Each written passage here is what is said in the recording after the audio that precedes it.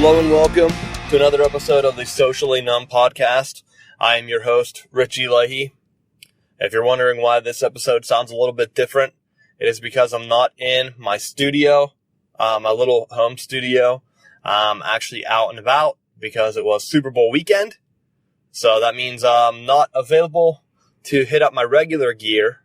So I'm doing this on mobile, trying it out just to make sure that you still get a podcast this week. Now, on the tech side of things, I have been gaming. I mentioned it last week, I believe, that I've been playing Resident Evil 5.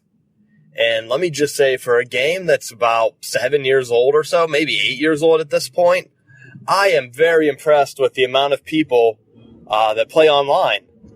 I play the game online, and I guess it's like a co-op game, more or less, if you're not familiar with the game, because I was not. So basically, right after college, I got a copy of the game whenever the PlayStation 3 came out with like my first real adult job. And I got a bunch of games whenever they were on sale, and I just really didn't have the time to play them because I was going to grad school. I went online, so I didn't have extra free time to play. So I have a whole bunch of games out there that are in a pile that I haven't beaten. I want to say, and this is PS3, that I had about 40 or 50 games. And this includes some of the free games I get, which is what I'll talk about. I mentioned it before that I'm a very big advocate of having the free games from the PlayStation Now store added to my library. Because if you pay for a service, you might as well take advantage of it, and I don't think a lot of people do. Like, I have a friend who has it. He doesn't download them at all because I asked if he played a few of the ones that I've been playing, and he's like, I didn't even know you could download them.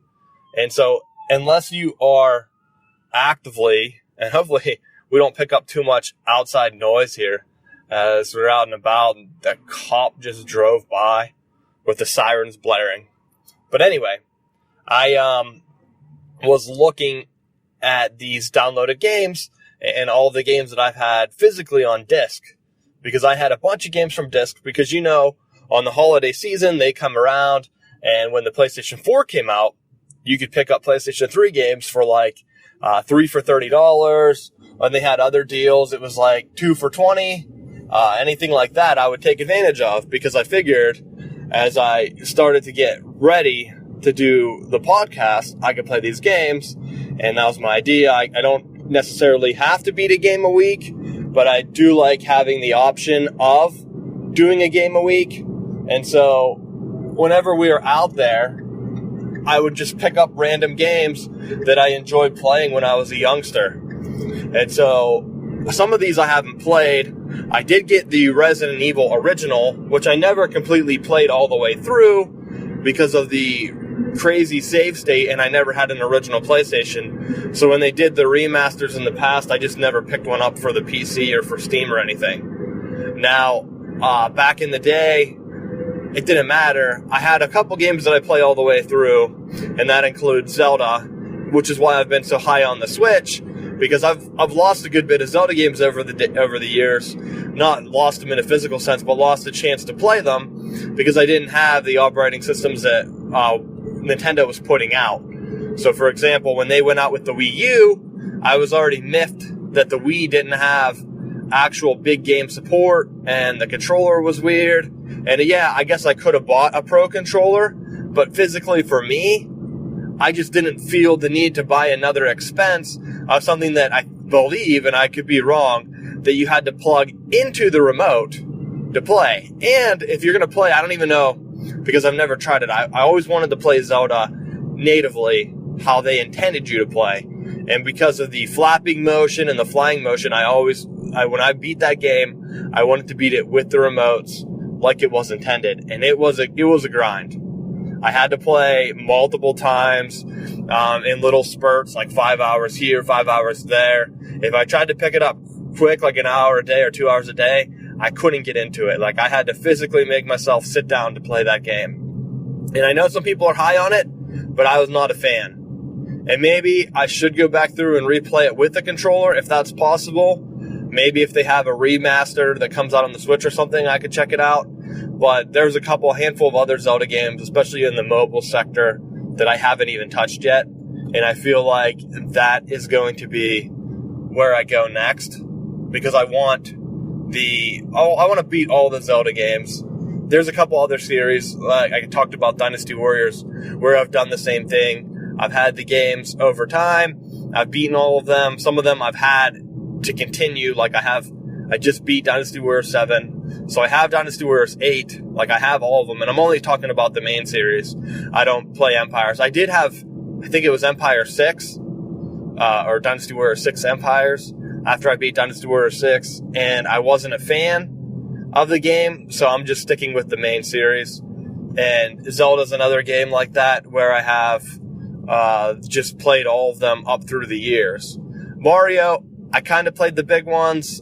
I had Mario Sunshine, Mario Galaxy, the first one. I haven't played, I don't think I didn't have the second one. But there are some other games like that I play like that. Like, I've played all the Prince of Persia's, the remasters. I've tried to play the first couple on the NES, but I've just never gotten into them. And I've thought about doing them maybe via like a live gaming stream, which I've mentioned before, and I hate bringing it up all the time because I've been looking through the legalese, and I'm not sure which games to play. And I've experimented a little bit with it. So you'd have to follow my Twitch to see my streams. I've done a little bit of Assassin's Creed, just playing around. But a lot of the feedback I've received is if I'm playing on the PlayStation 4, people prefer to see you and your reactions as you play. And I don't know if that's a possibility, because I don't know if there's a way I can add a camera onto the PlayStation 4. So that means that I have to play mainly computer games, and I really don't have that many Steam games. I think my library only has like 20 games. I don't really check it that often to get the free or discounted games. Plus, I view it as an investment, and this is the same way I do with any entertainment. I view it kind of like a live ticket, that if I buy a game, I want to beat that game. It's not just because I want to buy it to have it, more of like a collector. I know some people do that. They buy the games, play them a little bit, and then they just talk about them or have them in their collection. And they're viewing it more as a collection, like a collector. They're collecting the items so that they can show off and say, like, look, I do have that game. Where me, I buy them, and when I buy a game, I have to think about it, I do some research on it, because when I buy it, I want to beat the game. Like, if I'm going to get my money's worth, I view it as an entertainment option. So if I could drop $60 on a game, or I could go out with some friends, with some family, whatever, and make an event and go out to like maybe a baseball game. I enjoy minor league baseball games. I enjoy sports.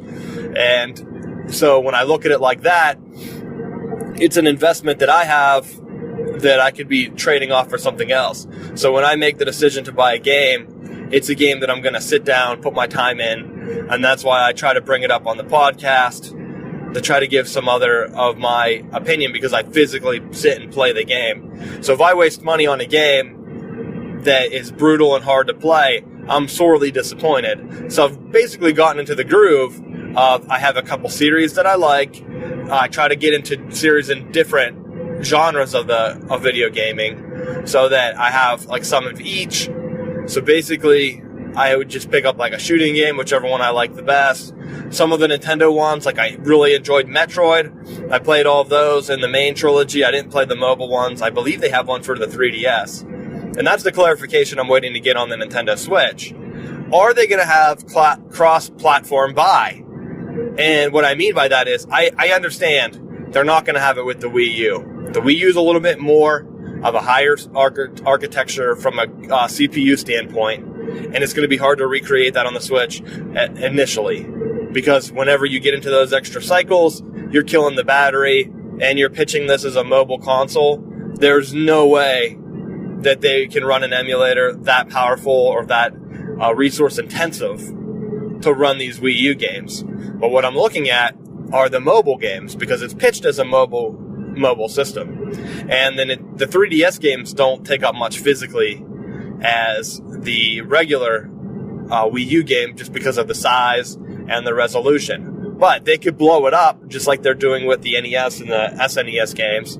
You blow up the resolution onto the Switch, and you have it, and maybe you could even say, hey, if you buy this game, you can only play in its mobile state. So, like, on the go. So, like, if you buy a Nintendo 3DS game to play on the Switch, you can only play it if it's undocked. They could do something like that. But if they're offering these games, you could put a limit in and say, hey, you can only, if you buy this game, you can only play it on the Switch when it's portable. And I don't know what they're going to do with the second screen. So I guess it depends on the game. And I know some of the games from the Virtual Console, like the Zelda game that I'm currently playing, Oracle of Ages, I believe. Oracle of Seasons, Oracle of Ages, one of the two. That the second screen isn't used. It just shows the emulator. So that game, since I already own it in my Wii Virtual Console, or Nintendo Virtual Console, or whatever it's called. I guess it's not a Wii. They could go ahead and say, hey, since you purchase this game, if you buy Nintendo Switch, that game's going to be available for you to download, and you can play it. And I know it might take some time for them to get the emulators loaded up, but that would go a long way in restoring some lost faith that consumers have with Nintendo. Because up until this point, they haven't really been good on that front. And what I mean by that front is, every system that comes out, they expect you to buy the same games. And some of them I would love to play, because, like, I would like to show my kids, like, hey, here's a strategy game that I used to play, try to figure it out. Some strategy turn-based games like Ogre Battle. I loved Ogre Battle. It's not as big of a time kill as, like, Final Fantasy or whatever, and your decisions and your choices you make change the story, so you can play through a few extra times and get a different story mode and try to get different endings and things. And I mean, there were some Final Fantasies that were similar that you could get and whatever on the system, and I just want to know if that's going to be an option. And on the other hand, there are some that came out for both. So I want to say, looking at the store this week, just browsing to try to get some ideas for the podcast on some examples, I believe I saw a Yoshi game that came out on both the Wii U and the 3DS. Now, I don't know if the 3DS is a different version, but when the box is the same on both systems, I assume it is the same game. And maybe the second screen just has a map, and the Wii U version has that same map. It had a map on the second screen. I don't know how that would work. But there are some options that you could do with the Switch, where if the second screen just shows a map, you just have a button to toggle that map as an overlay. Because I believe the Nintendo Switch has more buttons. I'm not 100% sure. I haven't actually held one yet. But if that's an option, I would like to see that go. So you go ahead and you have cross-platform play between the Nintendo Switch and the 3DS. Another example would be Mario Kart. Same idea. They already have Mario Kart 7, I believe, on a 3DS. I don't think they have version 8. But they go ahead, they redo version 8 for the Nintendo Switch.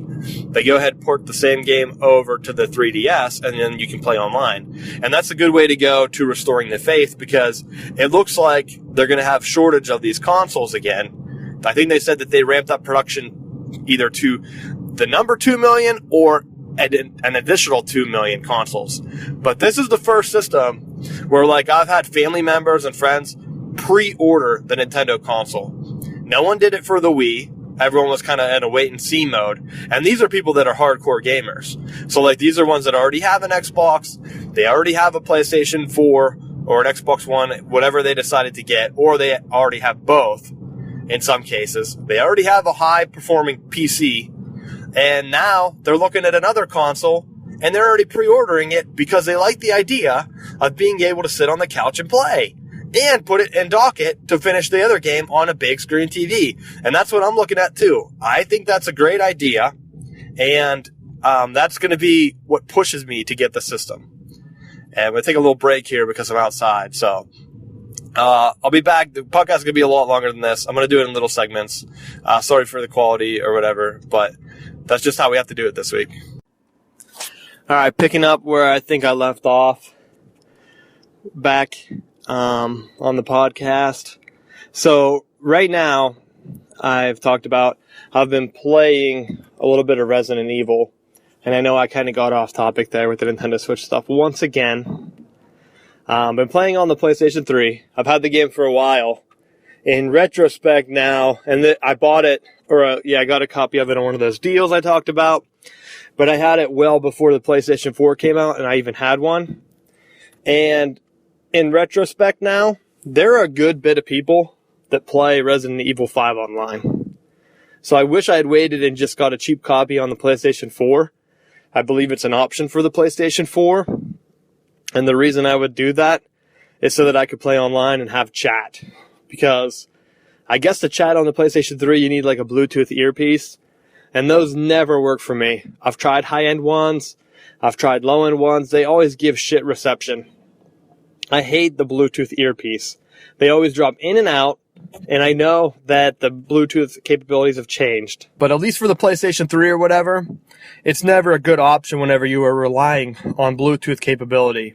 And I understand, and let me say this, that the PlayStation 4 controller, you have the headset, and it plugs in, and it goes ahead, and it uses Bluetooth to still send the audio to the controller. But I'll tell you, the architecture for that is already built into the system. Sony has made sure that the Bluetooth is spot on for that communication from the controller to the console. If you use a first-party controller, that communication is never going to buffer. I mean, maybe their headsets are the same way, but you're still connecting another connection to the console. The PlayStation 4 controller is already connected to the console. That's what the console was built on. That is going to take precedent over a headset in the operating system. So it's just like anything else. The more inputs you have connected to your computer or whatever, your device, the laggier they are going to be. And that's how the PlayStation 3 feels for me. And it's also why, if you think about it, the PlayStation 3 controller will last a ton longer because it doesn't have that extra data being sent to it like the controller would have. Now, I've used before just controllers having the headset plugged right in, multiple headsets once again on the PlayStation 4, and they've worked flawless. I've tried to just connect the Bluetooth headset just to test on the PlayStation 4, and I still get shit reception. So I think it's more or less just the brand of headset or brand of controller or whatever. I don't know. But the headset and the communication on the PlayStation 3 is well worse than what you normally get. And once again, if you skipped ahead a little bit, I'm outside recording this, so you might hear some cars driving by. It's a pretty nice day here in North Carolina. The weather's been nice all weekend in prep for the Super Bowl. And so it's not too bad out. Getting back into the Resident Evil 5, the one thing that I hate, and I've hated this about the Zelda, which I know I brought up before, about playing different games. Zelda with the controller, I'm left-handed. So when I have to play as Link, and he's swinging the sword in his right hand, when in the previous games he's been left-handed, it screws with my mind. It's like uncomfortable. Like, it's hard to explain if you're a right-handed person and you're playing the game. You think it would be natural. But when you swing and then Link interacts weird, it's tough. And this is one of the reasons why, and I guess I could have did further research, but so I fire up Resident Evil, and it has the over-the-shoulder camera on his right shoulder. That is the most uncomfortable camera position of all time for a left-handed person. A right-handed person, hey, that might feel natural. It might be better than having the camera in the middle of the screen, but you can't switch it. Now, apparently, if you play as the other character, which I just go through, when I'm playing the game, the way I view it is, I'm going to go through and play through it once. That's my entertainment value. I'm treating this, like I said, an experience. So I go all in. I try to experience the game as best as I can, how it's intended. So I always play, unless like I know the backstory, like Dynasty Wars, I'll jump around a little bit, playing through characters or different dynasties first, instead of playing in the order that they tell me, just because I have a preference on some of the characters. But here in Resident Evil, not a super big fan of the series. I do like the series, so I know what I'm getting myself into. And so I loved Resident Evil 4, and I believe it was the same way over the shoulder camera. But games like that, it really turns me off. Like, it makes me not want to buy a game again in the series. And I know, yes, I could have played as a chick and played with the left-handed camera, but I didn't know that going in, and by that time, the time I looked it up, because I played through the first 2 chapters thinking it was going to get better, and it never did. It just made me completely uncomfortable. And then by the time I looked up to see if I switched, because I'm playing online, so I don't have time to dick around with the controls. So after my first online session, I went back and looked to see if I could switch it. And you're not able to, but it was like, you could get the alternate view if you played as the other character, which at that point I didn't want to restart my story mode. So I was just playing it all the way through the way they intended. He's the lead character, so they want you to play right-handed. Yeah, I guess I could have played left-handed, but I know that there's some of the multiplayer stuff. The other character takes a different part of the story. So if I ever wanted to go back through and play the game again, I thought maybe I could use her. But I wasn't 100% sure. I probably won't go back through and play the game again. It is pretty fun. The controls are awful. So the first mark against the game is the camera. It makes me uncomfortable playing it. It's the same reason, and I don't know why Batman, I don't know if you can switch the shoulder view to the other shoulder, but Batman, I've played through the intro of Batman Arkham Asylum maybe 3 or 4 times. And the first thing, because if I take a long period off the game, I always restart it, because when I want to play it, like I said, I want the full experience. And so Batman's on my list to play, but that game was so slow and unbearable and had the worst camera, just like the Resident Evil one, that I couldn't even get into it. And it's going to be played soon, because when Resident Evil's done, I'm getting down on my games. I think I'm under 20, maybe. I'm not 100% sure. But I went from like 50 to 40, and I've been lowering it down. And some of them are multi-games. So like, I have the 3 Dooms listed. Yes, I've played through Doom. I played through it tons of times playing with friends online. But I figured I'm going to play through the game and try to get the trophies. So I think you have to play like on one of the harder difficulties. But I'm not 100% sure. So like those 3 games, I have a bunch of the Assassin's Creeds because I've never played through them. But I'm doing that. I'm catching up on that series. Going to play all the way through because I like the Chronicle series. The 2D side scroller, that's what I played around. I played around with doing those on Twitch too. But Twitch doesn't save them unless you pay. And like I said, I can't get the camera to actually show me, at least that I've known. So I'm going to see about hooking in a USB camera to the PlayStation 4 and seeing if Twitch picks that up, the Twitch app.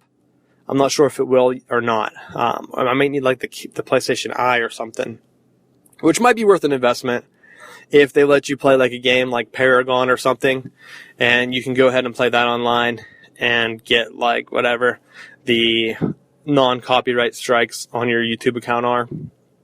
But I haven't tested that out enough to see if that's a thing or not. So that's what I've been playing, Resident Evil. Uncomfortable. It makes me mad just thinking about it. I'm almost done. I've thought about getting Resident Evil 6. I don't know if I can pull that trigger. I know Resident Evil 7 just came out. Watching the previews, I get really excited. But at that point, I don't know if I can make that jump or not. Because I go ahead and make the purchase, and then I have a game that is going to make me uncomfortable, and I just don't like supporting developers that don't give you control over your input if you're going to go with a weird camera angle. There's no reason for it. I know they want you to feel slow, but toggle it. Give left-handed people some love. There's all kind of things about giving female characters roles and things, trying to get diversity in gaming, but just give left-handed people an option. I never hear about that, and it annoys me. And the same thing with Zelda. I played through that game. It was garbage. The controls were. It was awful. And now I'm so glad that there's going to be a new Zelda that looks like you can just play like a tablet. Play with the 2 controllers attached right to the screen and go with that. And so I'm excited for that. I've been looking into the Switch. I've even started to bring up the dev kit. So I've looked into developing games before, and I'm not 100% sure if it's something that I'm going to do or not. But there aren't a lot of kid-friendly games out there. So if I was going to develop a game, I would want something that my kid could play to go through and learn the same way I did. Give him a little bit of problem solving. Give him a little bit of just determination. Some of these games are pretty much just click right through. That's it. You don't need to be determined to make it all the way through. So I thought about making a game before, making it pretty story-based just for children. Because as a parent, like, you go to buy a game, it's hard to buy a game and I don't really like talking about kids on a podcast because that alienates half probably the listeners. Most of the listeners probably don't even have kids. But anyway, you go out there with your kids and you try to get them into a game, and all the games out there are garbage. So then I have to pick and choose which game. All their friends probably play the same games that their parents play. Mature type games, Resident Evil. As a young kid, they don't need to be playing that. That's just a story game. There's not really a struggle. There is not really a struggle. Maybe the first Resident Evil with the limited saves, which I need to go back through and beat. It's on my list, don't worry. And I don't even know if it has the same camera or not. I don't think it does. I think it's directly behind the character. Anyway. But as a kid, they need to have a game that they can learn from, something that's challenging. Like all the games back in the day, the Mario Karts, you have to at least kind of know how driving works to win at Mario Kart. Then they went ahead and put in the rubber band, which you know what that is. If you know what I'm talking about, it's if you're in last place, your car goes faster. So it rubber bands you to the front to make the games more competitive. That takes away some of that strategy. I don't think the original games had that. If you got a lead, you could destroy. Those guys behind you weren't catching up. Some of the characters had their own little quirks. You get better handling, you get a little bit better speed. But as you become a better driver, then you can handle the guys with worse handling, get the guys with the better speed. It shows you how good of a driver you are. Some of the faster courses, you might just be better off with a Luigi, a middling character that has balanced attributes. And then Diddy Kong Racing was the same way. You could be like the Turtle or whoever. Off the top of my head, I don't remember all the characters. But anyway, those are games where you have to have some type of skill to win. The old Marios, you had to have strategy. Maybe not so much at the beginning levels, but at the end, whenever you're in the flames, I'm thinking Mario 3. When you're in the flame levels, you have to kind of make decisions. Even Mario 1, because the level kept repeating unless you went a certain way. So you had to kind of know trial and error. Okay, this kind of works. I need to go this way. And then if you died, then you had to start all over. You get back to that level. It took some determination, because if you died, that was it. You didn't beat the game. So when I beat that game back in the day, it was a great accomplishment, only to have the game restart. And I don't know if the virtual console ones do this, but the game restarted back in the day if you had the console NES version. And it would restart with all the bad guys, I think being helmet guys. I don't know their exact names. But you go through and you battle. And you battle. And the game just restarts and it's even harder. So it's oh my gosh, I have to play through the same game again. And then as you're playing, you learn a little bit of secrets. You can go up through the hidden tunnel, find the warp, I guess they're pipes. The warp pipe that lets you go to the next level. In Mario 3, you can get the feather, kind of go through. Those are strategies, and there's a social element to them. And I guess it was before the internet, where now you can just look up these things. But back in the day, there was a social element to it, where you had to talk to someone, or vice versa. You talk to them, and then that way, they know a little bit about what they're talking about. And you can know if they played the game. I remember hitting strategies, trying to find the stars in Super Mario 64, pre-internet. I couldn't just go and look and watch a video of some guy finding it to see where it is. I have to talk to my friend, go home and spend a half hour trying to find it. And I think that's missing in games now. And so, I don't know, I just thought about making a game. I started digging around with just Unreal Engine. Not sure if I'm going to get really far into it. But if anyone else is interested, just doing a community-based game, maybe we can throw something together.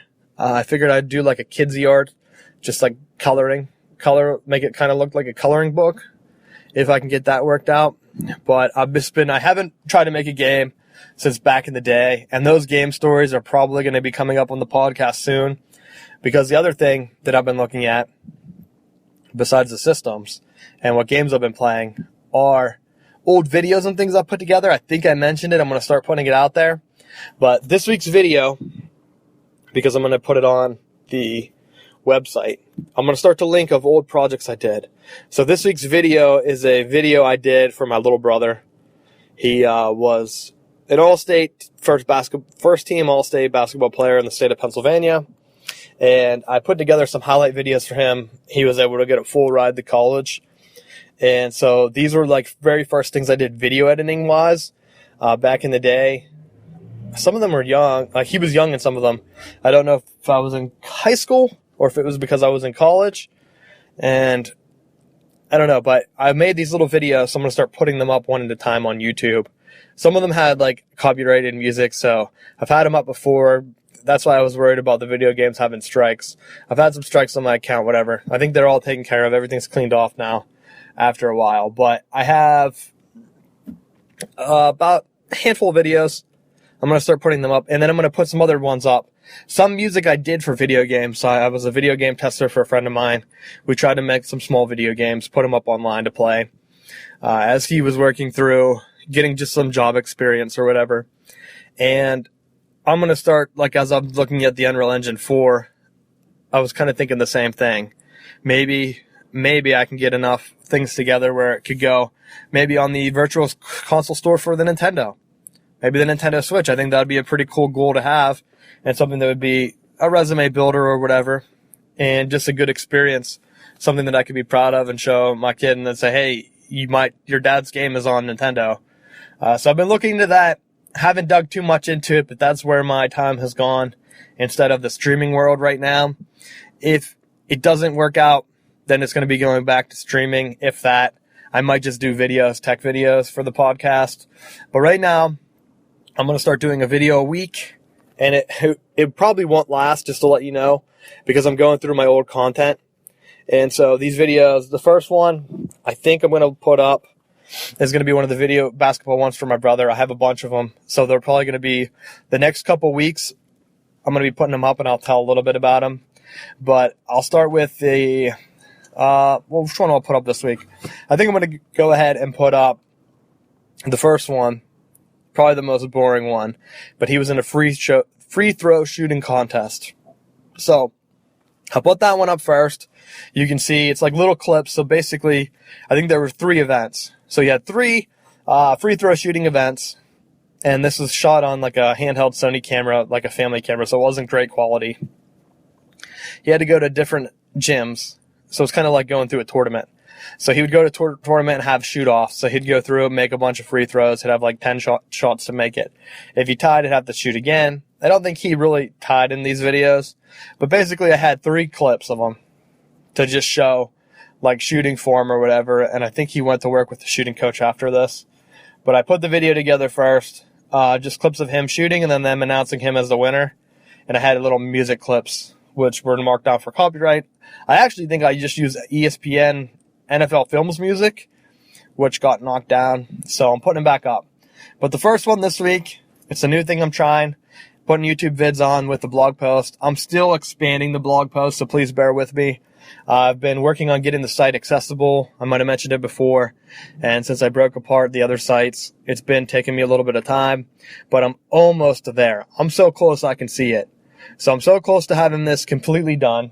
And with this being done, it's going to be the next thing. So, and there goes a truck.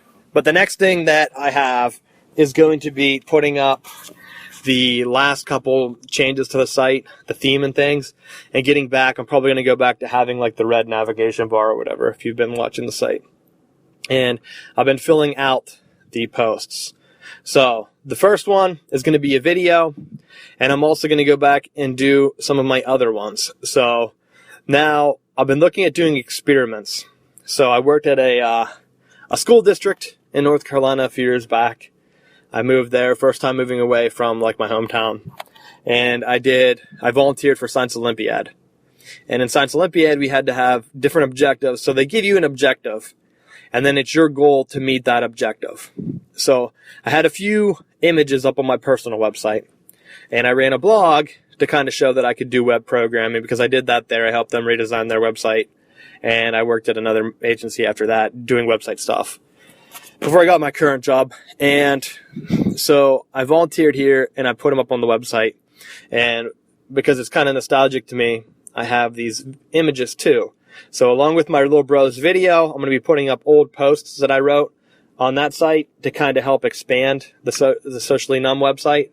And with that, we're working through just getting all these up. I'm still working at the image hosting right now. I'm just using Imager. Yeah, I think it's just Imager, whatever. However you pronounce it, I'm not that hip to that Reddit side of things yet. But I've been sharing more and more on there, trying to get some karma built up.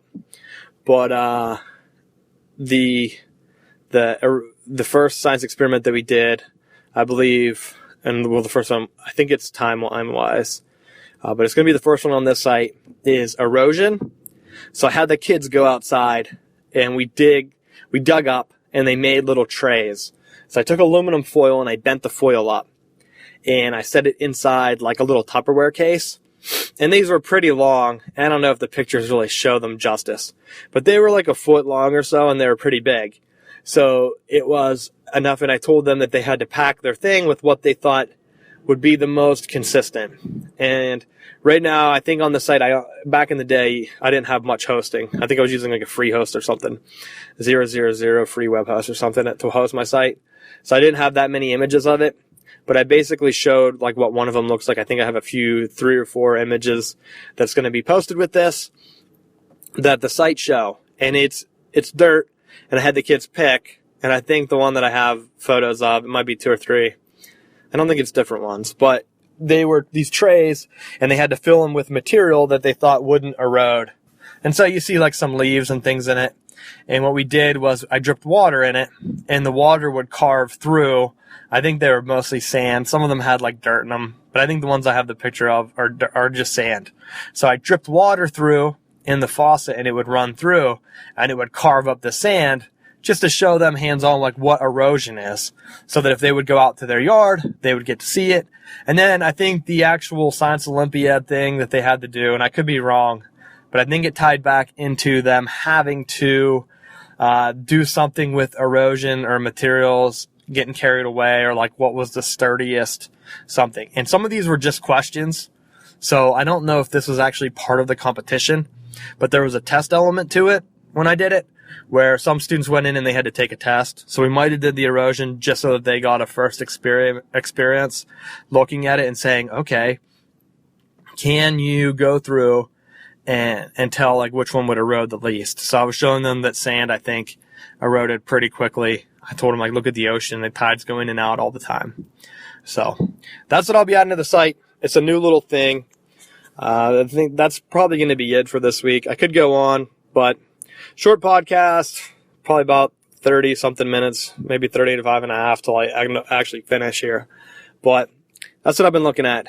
The game that I ended up playing, circling back on the PS3, the game I beat this week, because Resident Evil's been taking me some time because I actually play co-op. So I'll bring in my full analysis on that probably next week. I'll probably finish, or maybe 2 weeks from now.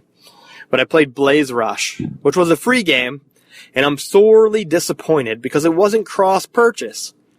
And so I redeem it on the PS3, and most of the games I redeem on the PS3 each month, I download on the PS4. Because the PS4 is like hooked up to my thing, and the PS3 is basically just a backup for my other television, because I have dual TVs now.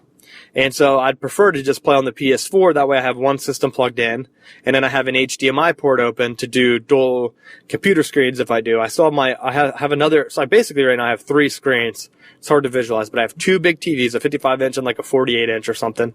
And then in the corner, I have a second monitor that's just a computer monitor. My idea is to strip that down and try to make some type of application, Raspberry Pi built for the podcast or for the site. A big project for that. But I haven't got there yet because I'm still using that screen as my second computer screen, because right now both my PlayStations are plugged into the second TV because we have all of our streaming stuff on the other one. And so if I beat all the PlayStation 3 games, then we can move it over, because we don't have a Blu-ray player. And then both TVs will have a Blu-ray player / a gaming system connected to them. And then same thing with like the Nintendo Switch.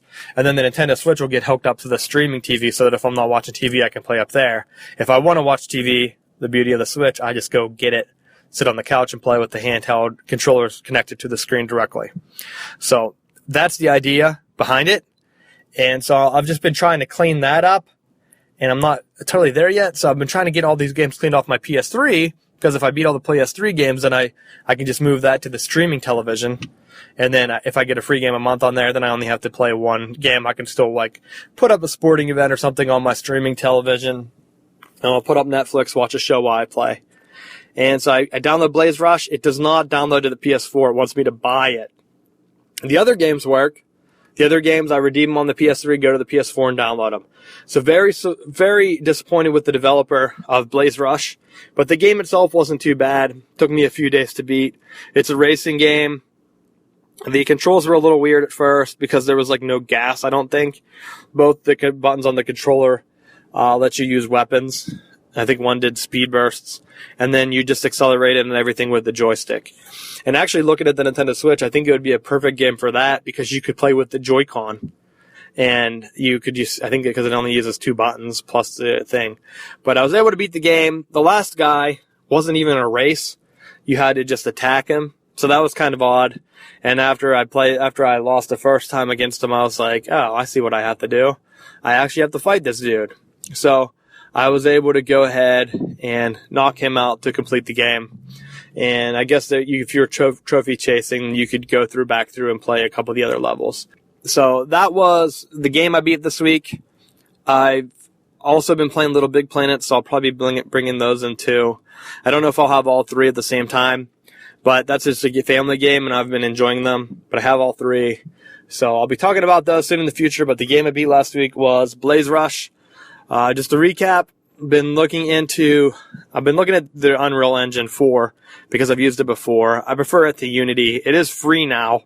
And if I decide to sell the game on the store, I'd have to make $3,000, which I doubt would ever happen, in a quarter before they even took a cut. So basically I would have a chance to make my own game and put it out there for free. Basically, I guess maybe I need a developer fee or whatever. Sorry if I have the sniffles. The cold weather's been doing me in, and we're out traveling. The idea is, this is just a test, but I would like to travel more and do the podcast. But if it's going to sound like shit, I can't do that because I want people to listen to the podcast and I want them to enjoy it. And from there, I want to be able to do different events. Like if I would go to E3 or go to some developer conference, I would like the podcast there. So I'm just trying to do it on my phone to see what it sounds like. So I might do a couple of these, but if it sounds like garbage, I'm not going to be doing them in the future. It depends if I can clean them up because I want it to sound almost as good as the studio quality.